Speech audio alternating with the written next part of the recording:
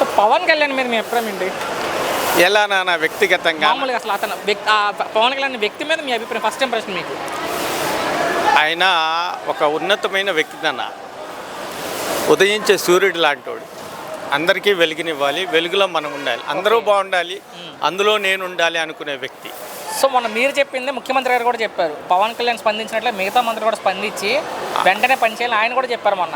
అదే నేను కమ్యూనిస్ట్ నాన్న, సిపిఐ కార్యకర్త. నేను పక్కా సిపిఐ కార్యకర్తని, కృష్ణా జిల్లా ఆర్గనైజింగ్ కమిటీ సభ్యుడిని. ఆయన కూడా మంచి చెప్పుకోవాలి, చెడుని చెప్పుకోవాలి. పవన్ కళ్యాణ్ గారికి రెండు విధాలు ఉంటాయి నాన్న. ఇండస్ట్రీయే, మేకప్ వేసుకుంటే యాక్టర్, మేకప్ తీసుకుంటే నాయకుడు. ప్రధానమంత్రి గారిని ఏమన్నారంటే, ప్రధానమంత్రి గారు నేత్ర అన్నారు. అభినయంలో నటిస్తారు, ప్రజల సేవలో నా పేద పాలిట పెని నాన్న. ఒక్క మాట, పదవి వచ్చిన తర్వాత ప్రజలకు మంచి చేస్తున్నారా లేదా పవన్ కళ్యాణ్ డిప్యూటీ సీఎం అయ్యాక?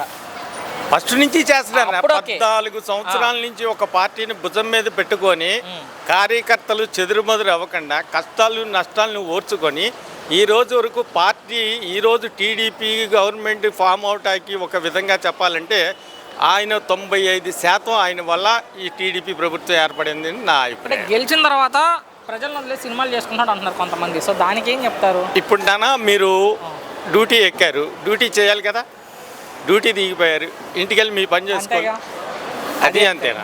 ఇప్పుడు మేకప్ వేస్తున్నారు, ఆ సంపాదన కూడా ప్రజలకు పెడుతున్నారు కదా నాన్న.